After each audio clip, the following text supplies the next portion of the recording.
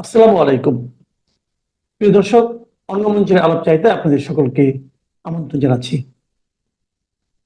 আমাদের সঙ্গে আজ আলোচনা জন্য রয়েছেন আওয়ামী লীগ আগামী নির্বাচনে অংশ নিতে পারবে কিনা, অথবা আওয়ামী লীগের যে অসংখ্য ভোটার সমর্থক রয়েছেন তারা ভোট দিতে পারবেন কিনা, সেই বিষয়কে কেন্দ্র করে বিবিসি নানান প্রশ্নে রীতিমতো আমাদের প্রধান উপদেষ্টা ডক্টর মোহাম্মদ ইউনূসকে নাজেহাল করে ছেড়েছে।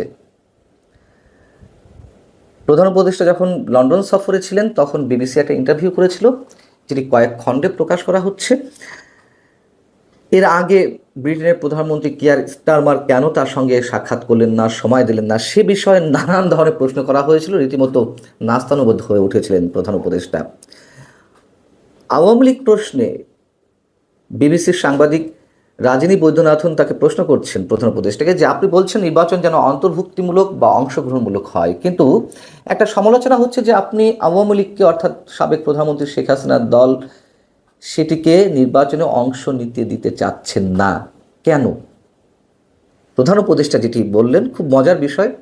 তার এই ধরনের উত্তরে যদিও আমরা অভ্যস্ত হয়ে গেছি, তিনি সামনে নিয়ে আসলেন জাতিসংঘের আবাসিক প্রতিনিধিকে।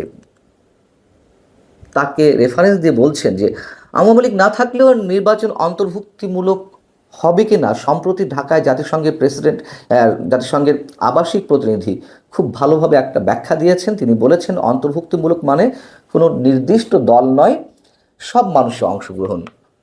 যতক্ষণ পর্যন্ত মানুষ ভোট দিতে পারছে ততক্ষণ এটা অন্তর্ভুক্তিমূলক। কি অদ্ভুত কথা! যে জাতিসংঘ এর আগে আগস্ট হত্যাকাণ্ড নিয়ে যে রিপোর্টটি দিয়েছিল, সেই রিপোর্টের কনক্লুশনে স্পষ্টভাবে বলেছে যে তারা সব কিছুর বিচার চায়, কিন্তু রাজনৈতিক দল হিসেবে বা কোনো রাজনৈতিক সংগঠনকে নিষিদ্ধ করা হোক এটি তারা কোনোভাবেই চায় না। এমনকি জাতিসংঘের মানবাধিকার বিষয়ক হাই কমিশনের চেয়ারম্যান ভলতার তুর্ক সংস্থার ৫৯তম অধিবেশনে এ মন্তব্য আবারও করলেন যে কোনো রাজনৈতিক দলকে নিষিদ্ধ করা মানে স্বাধীন মত প্রকাশকে সংকুচিত করা। বাংলাদেশের উদ্দেশ্যে স্পষ্ট করে বললেন। সেখানে তিনি জাতিসংঘে আবাসিক প্রতিনিধির এই বক্তব্যকে সামনে নিয়ে আসলেন। জাতিসংঘ ক্ষেত্র বিশেষ এখন কেন নির্বাচন চায় না, কেন অন্তর্ভুক্তিমূলক বা অংশগ্রহণমূলক নির্বাচনের ব্যাখ্যা এভাবে দিচ্ছে, সেটা আমরা বুঝি।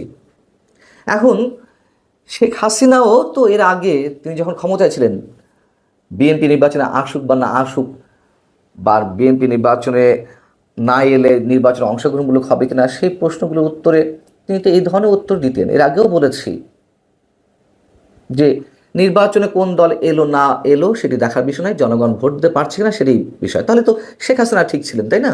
তাহলে শেখ হাসিনার বিরুদ্ধে কেন আমরা এত সমালোচনা করি? যেই ৩টি নির্বাচন বিতর্কের সঙ্গে অনুষ্ঠিত হয়েছে, সেই নির্বাচন পরিচালনার সঙ্গে যারা জড়িত ছিলেন, কেন তাদেরকে এখন বিচারের মুখোমুখি করা হচ্ছে, কেন তাদেরকে আটক করা হচ্ছে, কেন তাদের বিরুদ্ধে শাস্তিমূলক ব্যবস্থা নেওয়া হচ্ছে? এই যে পরস্পর বিরোধী বক্তব্য ডক্টর মোহাম্মদ ইউনূসের বা ডক্টর ইউনূস সরকারের, এটি এখন সারা বিশ্বে ওপেন হয়ে যাচ্ছে। সারা বিশ্বের কাছে এই বিষয়টি এখন খোলাসা হয়ে যাচ্ছে যে তিনি মানে কতটা দ্রুত রং বদলান, কতটা দ্রুত তিনি নিজের বক্তব্যের বিপরীতে গিয়ে নতুন নতুন বক্তব্য দেন। এরপরে রাজিনী বৈদ্যনাথন প্রশ্ন করছেন, দেশে অনেক মানুষ এখনো আওয়ামী লীগকে সমর্থন করে, তো তার প্রশ্নের পরিপ্রেক্ষিতে আবার দ্রুত খুব ডক্টর মোহাম্মদ ইউনূস বলছেন যে তাদের সিদ্ধান্ত দিন যে তারা ভোট দিতে চায় কিনা। কি হাস্যকর কথা! বিবিসির পক্ষ থেকে বলা হচ্ছে তারা আওয়ামী লীগের প্রার্থীকে ভোট দিতে পারবে না, না পারলে তারা কাকে ভোট দিবে? প্রধান উপদেষ্টা বলছেন যতক্ষণ পর্যন্ত তাদের ভোট দেওয়ার স্বাধীনতা থাকবে তারা দিতে পারবে। বিবিসি আবারও প্রশ্ন করছে, আওয়ামী লীগের প্রার্থীকে নয়, যদি না আওয়ামী লীগকে অংশগ্রহণ করতে দেওয়া না হয় তাহলে ভোট তারা কীভাবে দিবে, কাকে দিবে? তখন তিনি বলছেন যে আমরা তো আওয়ামী লীগকে এখনো নিষিদ্ধ করিনি। আবারও বিবিসি মানে কতটা নাস্তানুবোধ করছে, কতটা আটকে ফেলছে বিভিন্ন প্রশ্ন, মানে ঠিক মতো অ্যান্সার করতে পারছেন না আমাদের প্রধান উপদেষ্টা। বিবিসি বলছে যে তাহলে আপনি বলছেন তারা আগামী নির্বাচনে অংশ নিতে পারবে? যদি ভোট দিতেই পারে তার মানে তো আওয়ামী লীগ নির্বাচনে অংশ নিতে পারবে। তখন আবার অধ্যাপক ইউনূস বলছেন, একটা জিনিস পরিষ্কার করি, আওয়ামী লীগকে নিষিদ্ধ করা হয়নি, তাদের কার্যক্রম সাময়িকভাবে নিষিদ্ধ করা হয়েছে, যার মধ্যে নির্বাচনও পড়ে। মানে আমরা আওয়ামী লীগকে নিষিদ্ধ করিনি, রাজনৈতিক কার্যক্রম নিষিদ্ধ করা হয়েছে, অতএব কার্যক্রম যেহেতু নিষিদ্ধ থাকবে, নির্বাচনেও তারা কন্টেস্ট করতে পারবে না।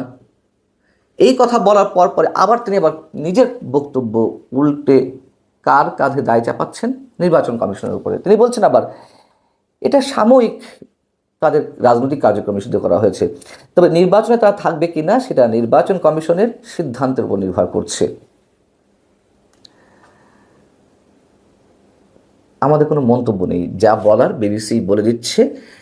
মানে প্রশ্নের পর প্রশ্ন করে তারা নিজেরাও জানে যে বাংলাদেশের নির্বাহী প্রধান, সরকারি নির্বাহী প্রধান বা প্রধান উপদেষ্টা, তার নিজের কাছেও এই ধরনের কোনো সদুত্তর নেই।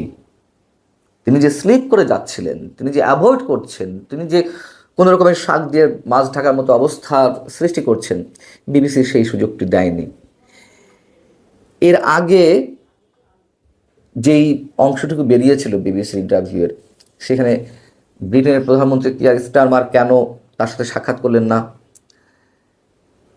কিয়ার স্টারমারের দল, লেবার পার্টির এমপি টিউলিপ সিদ্দিকী যে তার সঙ্গে দেখা করতে চেয়েছিলেন, কেন তিনি দেখা করলেন না, অনেক বিষয়ে প্রশ্ন করা হয়েছিল। তিনি সেখানেও জুৎসই কোনো জবাব দিতে পারেনি। কিয়ার স্টারমার কেন দেখা করেননি, এর উত্তরে তিনি বলেছিলেন যে তিনি সম্ভবত ব্যস্ত আছেন। তো তিনি সম্ভবত ব্যস্ত আছেন, আবার প্রশ্ন করা হয়েছিল যে আপনারা দুজন তো সমমর্যাদার, আপনিও প্রধানমন্ত্রী পদমর্যাদার, তিনিও এই দেশের প্রধানমন্ত্রী।